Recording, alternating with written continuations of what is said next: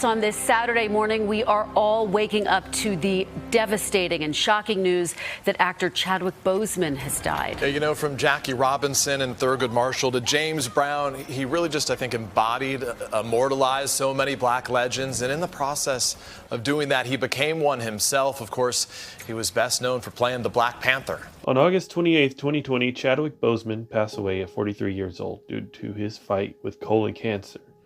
He played so many iconic characters, but the one that many will associate him with is Black Panther.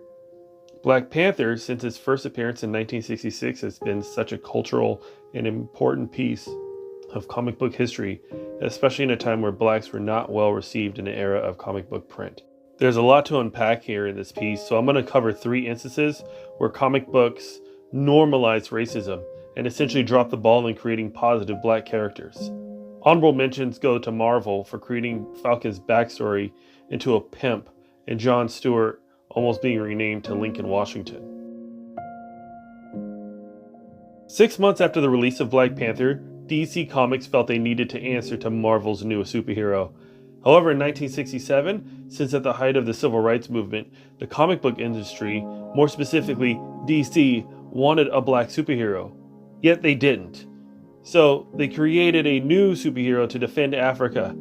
The backstory being a white man travels to Africa, drinks mysterious rainwater from the caves, and now he's bigger, stronger, and has the ability to read the minds of animals. Bwana Beast has several different names, such as Jungle Master, Shining Man, and White God. Oh, okay.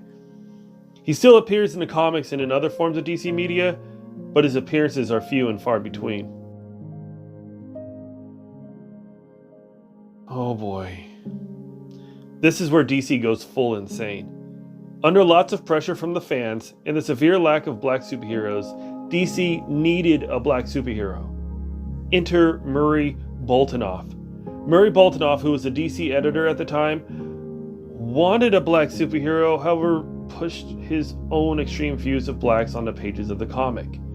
Tyrock was a former slave that found refuge on an island off the coast of Africa that would appear every 200 years.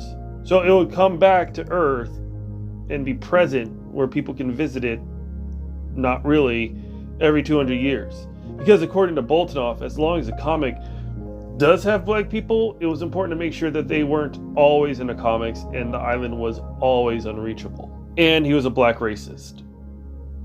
Not including the fact that Tyrock also wore a white jumper, afro, gold chains, a gold chain belt. DC did everything they could to undermine the black civil rights movement by introducing a problematic character such as Tyrock.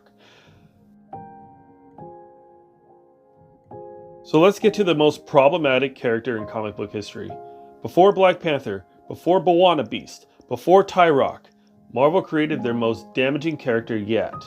From the Young Allies book, it was a team comprising of Bucky Barnes, this was pre-Winter Soldier Bucky Barnes, Knuckles, Jeff, Tubby, and Whitewash Jones. Yes, Whitewash Jones. Whitewash Jones was every black stereotype in comic book form. He was portrayed heavy as a dim-witted black sidekick who spoke as if he was right out of a minstrel show. His appearances were only in the Young Allies series and never branched out into the other comics. It's important to understand the impact that Black Panther presented to African Americans when the movie was released 2 years ago. But it's even more important that early comic book history was fueled by racist ideology that until the creation of Black Panther, we had to rely on racial stereotypes. Black Panther paved the way for Luke Cage, John Stewart, Storm from the X-Men, Black Lightning, Static Shock, Bishop, Blade, Spawn, Falcon, Miles Morales, and many others to have their place in comic book history.